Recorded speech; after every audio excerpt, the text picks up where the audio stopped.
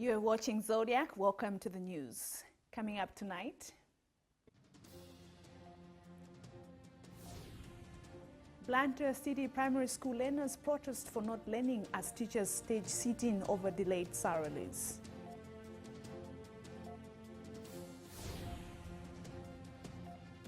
Court users continue feeling the pinch as judiciary support staff strike shows no end in sight.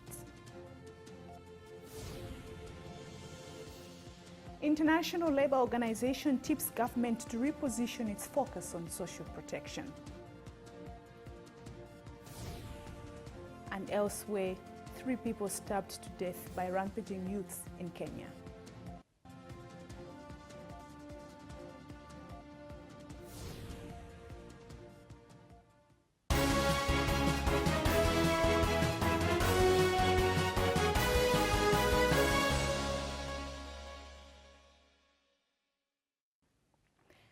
Learners from several schools in Blantyre City this morning took to the streets in violent protest. The learners were angry that they are not learning because their teachers are boycotting work. Some of the teachers are on strike because they have not yet been paid their October salaries, while others have not been paid for the past 6 months. From Blantyre, Grace Kombe reports. It was very threatening. Teachers, Member of Parliament for the area and some journalists had to duck for cover.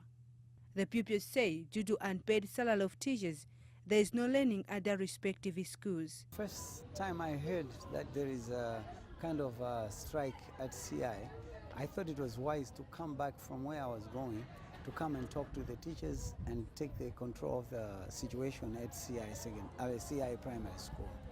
The main problem that was here was the teachers were not teaching, so the kids became uncontrollable and they started throwing stones, going to the street, throwing stones to the cars and on the street. So I was trying to calm them down so that I have at least an opportunity to be their mediator to talk to the authorities. Discussions are underway on whether teaching will continue before government pay the salaries. Meanwhile, teachers from various schools in Blantyre Urban gathered at the office of the district education manager. We decided to come here as teachers because our salaries has been delayed, the October salary. So we wanted to ask our bosses to tell us the truth where our salary is. At the first time, we are told that they are just going to the bank to see, to discuss this issue. And after some hours, it's when we saw that some of our representatives who went there, they told us that there is no check.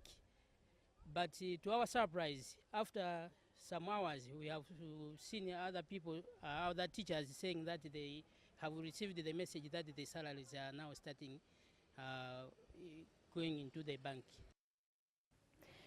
Meanwhile, the Teachers Union of Malawi says the teachers' strike is justified because government has taken unnecessarily too long to pay them. TUM's Secretary General Dennis Kalekeni says the teachers are concerned with the tendency of government and banks of throwing the ball in each other's court over the matter. Despite efforts that government is trying to exert on teachers, maybe to improve their welfare, understandably teachers are still going through a lot of challenges and a lot of problems. Basically, I think apart from the issues that government is already doing, we are also having challenges in the implementation of the issues that government is supposed to do. And I think a typical example is the issue of salaries.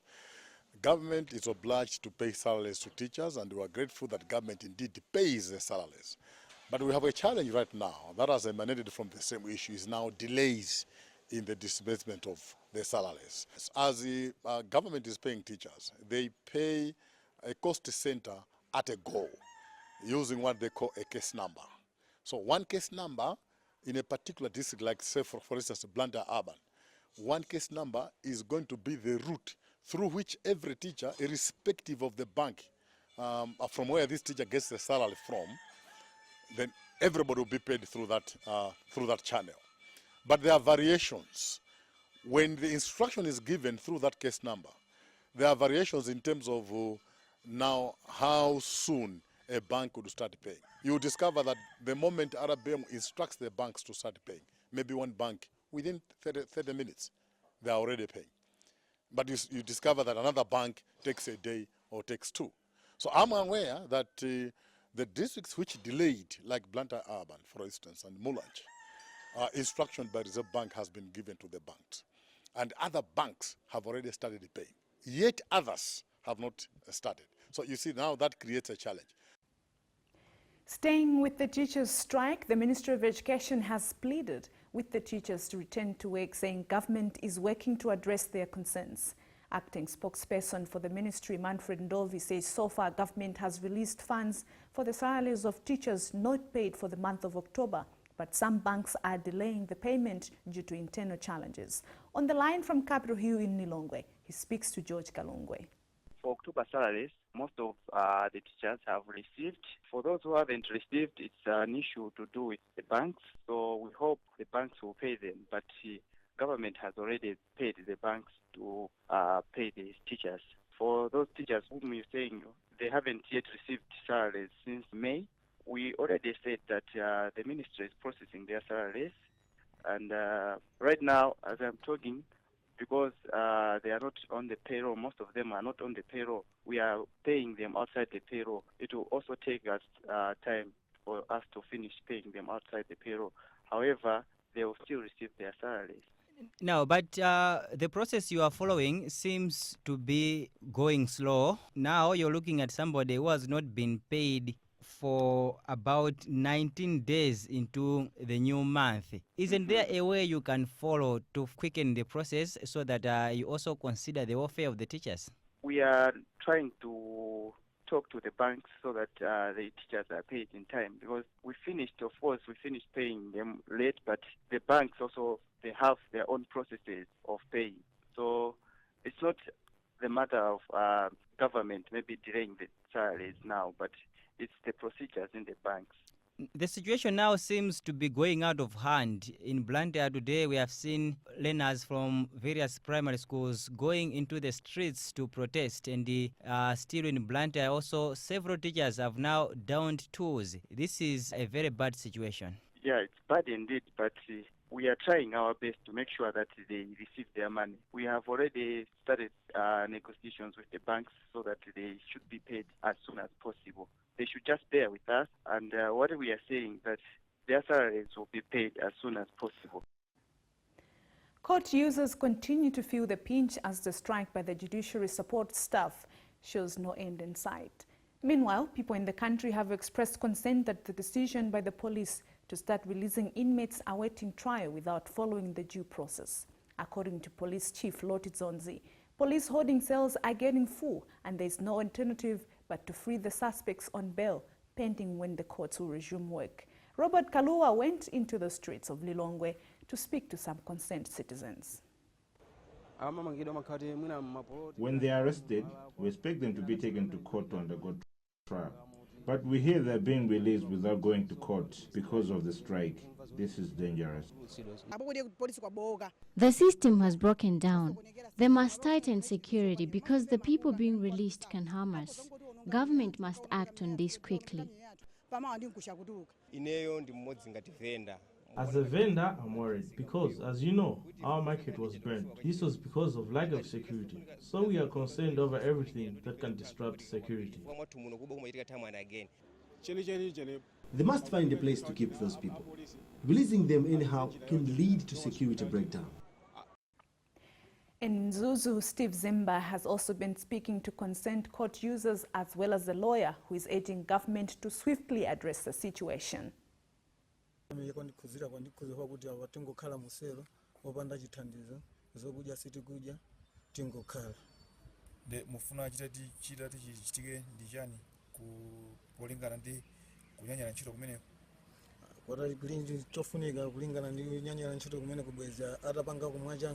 kuti mwina inafe babu milandu ayichoipa pali milandu ayikulu toswe ntinguzikhalira kumara tiganizira kuti ina ngomwina azinkakati tayira komweko pakuti kuna polisi sangathe kuti taya mwayiwoka. We would love that this issue should be solved expeditiously by the state, and it has to resolve these issues very quickly. It's very unfortunate on our people, and especially those who are in prison and others that have their commercial issues which have not been sorted out. It has well affected people in the business industry. Despite the prolonged strike, government has repeatedly said it is discussing with the workers' representatives and officials of the judiciary to end the sit-in. The strike is now running into 2 weeks. And the latest comment on the strike by the judiciary support staff and teachers has been President of the main opposition Malawi Congress Party, Dr. Lazarus Chakwera. Dr. Chakwera has urged government to resolve the two industry actions with the speed they deserve. We would love for government to really take this very, very seriously and get it resolved as a matter of urgency, because the delivery of services is being affected. When you talk about issues to do with casket, that stopped. When you talk about what you hear from the police, Malawi Police Service, for example, and people they're apprehending and people they need to bring to court, that is creating congestion to the end that eventually justice delayed seems justice denied. And what we're saying is let government engage in extra gear if they have to get this thing done with.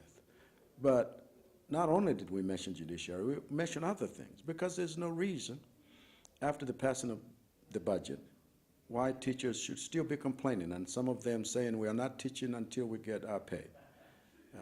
Let's just make sure that we are delivering the services that the Malawian people need, and the service givers are being remunerated as they should. This is Zodiac News. We'll be back with more news.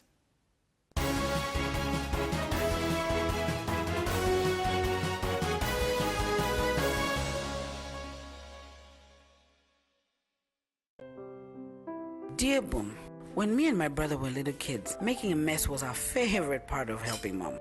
My goodness, the mess that we used to make.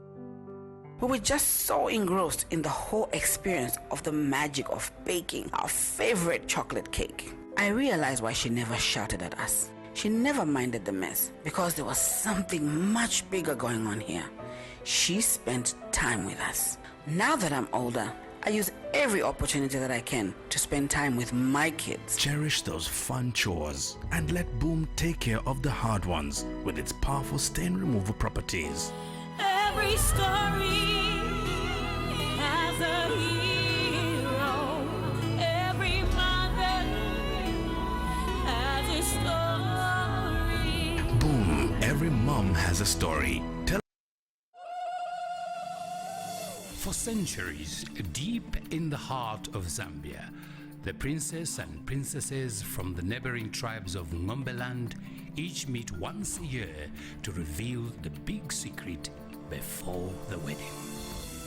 Before the ceremony, each camp carefully prepares the couple's costumes for the main event to make sure they look their best, and also taking care not to reveal their secret formula before the wedding. And now, the time everyone has been waiting for has come.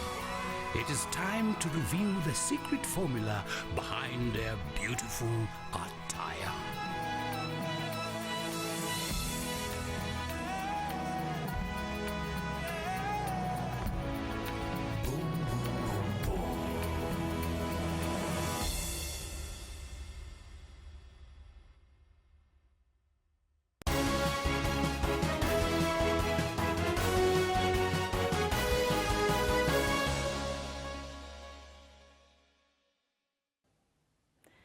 Welcome back. I am Twesa Takula. The top stories tonight.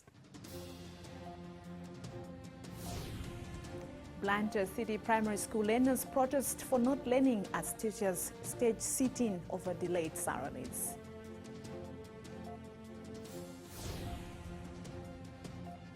Court users continue feeling the pinch as judiciary support staff strike shows no end in sight. Still ahead, International Labour Organization tips government to reposition its focus on social protection. And across the border, at least 3 people have been stabbed to death by rampaging youths in Kenya.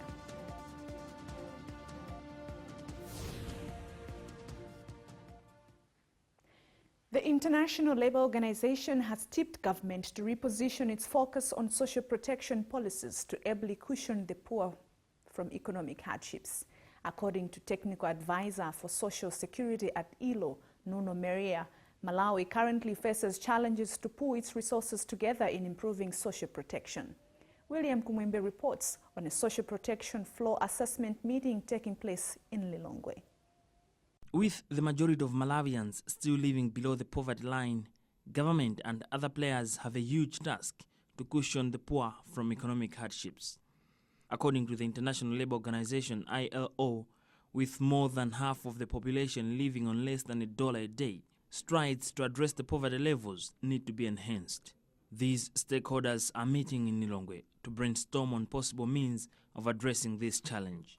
According to the ILO, there is still a long way to go for Malawi to cover up the gaps. You can see that one of the big challenges is actually that you have such a high level of poverty and such a big number of people that it becomes very difficult even to target. And maybe you have a temptation of trying to find different solutions for so many things. And maybe this can create a problem because then you don't get the scale in one program or 2 things where you can really, and you are just having too many actors doing too many things. ILO technical advisor says government has to work out effective means to meet the recommended social protection measures aimed at providing support and assistance to the poor, including social cash transfer, public works program and social health protection. We have about 5 programs in the Malawi National Support Program document. We have the village savings and loans, microfinance, public works program, social cash transfer and community program. But there are other programs in the world that they don't form part of this program. This assessment is going to help us to even establish those that we may not have considered. For Zodiac News, this is William Kumwembe. The Association of People with Albinism has expressed fear that a wave of ritual killings targeting people with albinism could be creeping into the country. This after a 25-year-old woman was killed in Mulanje and had some of her limbs chopped off. Adding its weight to the concern, the Federation of Disability Organizations in Malawi has urged government to quickly nip the dangerous phenomena in the bud. We are actually appealing to the government and other stakeholders to actually ensure that persons with albinism in particular have their lives protected as much as possible. The government has underscored the need to provide the youths engaged in various forms of employment with the best care possible to protect them from work hazards. As Trinity Kubalasa reports, a symposium held in Lilongwe today held that the agriculture sector is a major culprit in child labor and hazardous employment of the youth. A 2011 monitoring survey showed that in Malawi, youth employment rate is about 84%, with boys at 87% and girls at 83%, mostly in the agriculture sector, and are engaged in jobs that are considered legal for their age, but hazardous because of the conditions. As you may recall, in 2012, we had a national conference on child labor, and a number of resolutions were made at that conference. So this symposium today is to take stock of what has happened since that time, and to see if we're making progress and hopefully come up with proposals on how to move forward. It's obvious that the children in Malawi are being affected heavily, particularly in some of the districts that are heavily involved in tobacco growing. And by working in farms, it's at the expense of their education and at the expense of their health. So they go deeper and deeper into poverty. So it's a vicious cycle. If we don't break this cycle, these children will continue to be, as they grow up, they'll continue to be poor. This symposium is a direct response to recommendations on child labor in agriculture agreed in 2012, where 2 recommendations to scale up the fight against child labor were made. The symposium is meant to alert national stakeholders, that is in child labor fight, as well as in youth employment, make sure that they are able to acknowledge the fact that young people aged between 14 and 18 in Malawi are allowed to work. The kind of work that they should be involved in, it shouldn't be hazardous to their health. It should help them grow as, fully human beings, productive. It has to earn them quite a good income, and they are supposed also to be able to express their concerns, even to express the grievances that they have with their employers. The agriculture sector is the major culprit of child labor. The CLEAR project has rescued 6 children from child labor, including Maxwell Pili, who is now back in school and only works after classes. The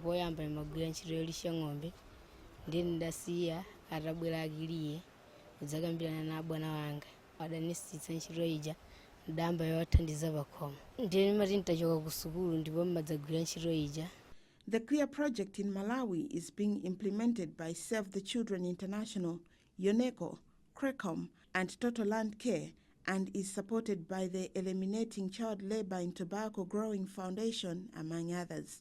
This is Trinity Kubalasa for Zodiac in Lilongwe. This is Zodiac TV News with me, Twesa Takula. Shortly, we have the world news. Police in Lilongwe have arrested 2 people suspected of making fake money, who they say were found with 131,000 kwacha fake cash at Area 36. This report by Dadala Kalidzera.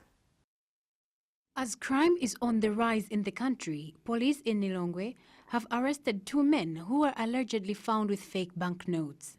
According to the Lilongwe police publicist, the 2, Brown Mafuzi, aged 31, from Sagawa village, TM Power in Chiladzulu, and 32-year-old John Katumba from Kapewa village, TE Kapewa in Kasungu, are suspected to have been producing the fake currency. Sub-Inspector Kingsley Dandaula is the spokesperson for the Lilongwe police. It is true that we have arrested 2 suspects. Actually, what happened was that on the 17th of this month, our officers were on traffic duties along with Chitibi Road. So they saw a certain black vehicle which was traveling at a breakneck speed, and they tried to stop that vehicle, but the vehicle did not stop. So they followed that vehicle up to maybe a certain distance, but later on the vehicle stopped. And when they interviewed the owners of the vehicle, they're saying that they were rushing to hospital because one of their friends had taken poison. So our traffic officers accompanied those suspects to Kamsento Hospital. And soon they arrived at Kamsento Hospital. One was a suspect, Fred, but the other 2 suspects were taken to the doctor, where they were examined, and the doctor said that the suspect did not take poison as they were alleging. So they brought them here at the Lilongwe police station, and after that, again, the suspects were also taken to their houses where searches were conducted, and that was when that fake money were found in the house of one of the suspects. The 2 are charged for being found in possession of fake currency. For Zodiac TV News, this is Dadala Kalidzera.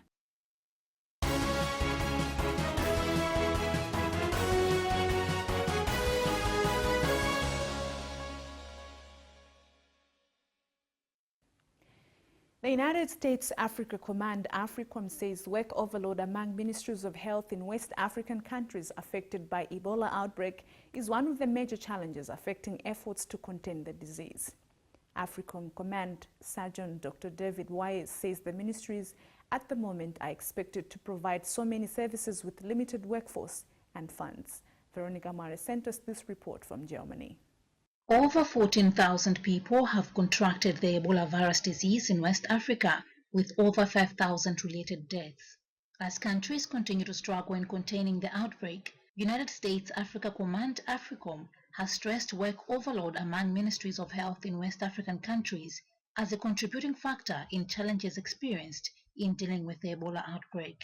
AFRICOM Command Surgeon Dr. David Wise stressed that West African countries are putting a lot of effort in dealing with the outbreak, but have divided concentration.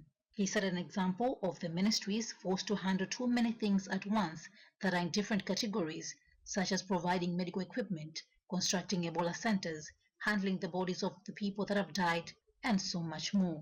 This, he says, divides the attention of the limited officials that handle Ebola, hence leading to low concentration in handling the outbreak.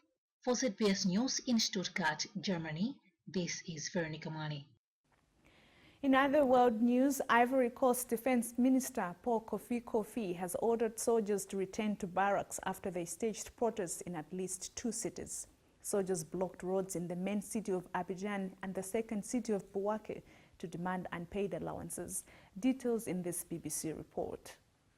Ivory Coast Defense Minister Paul Kofi has promised that he will address the grievances of the soldiers. This is the biggest protest involving the Ivorian military since President Alassane Ouattara took power in 2011, ending a civil war. Bouake is a stronghold of the president, and the protest there, according to correspondents, show that he is losing the confidence of some royalists.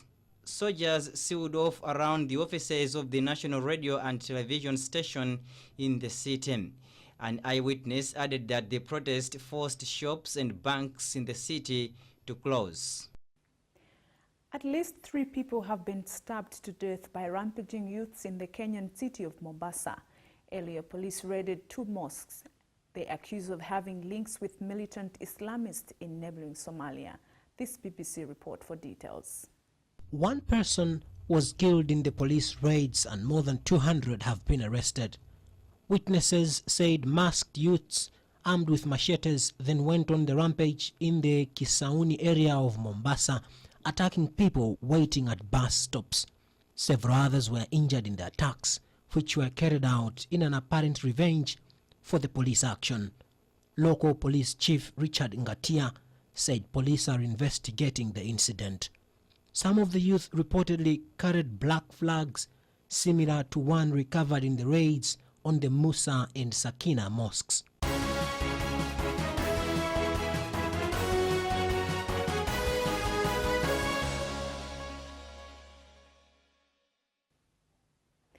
You have been watching the news on Zodiac, the headlines as we go.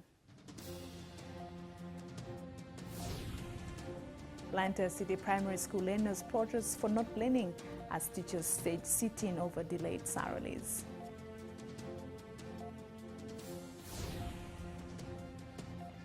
Court users continue feeling the pinch as judiciary support staff strike shows no end in sight.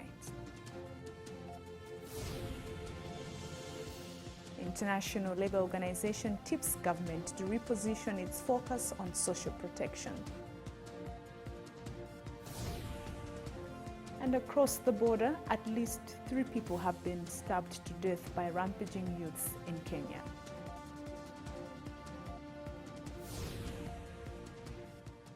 That's all we had tonight. My name is Twesa Takula. Goodbye and thanks for watching.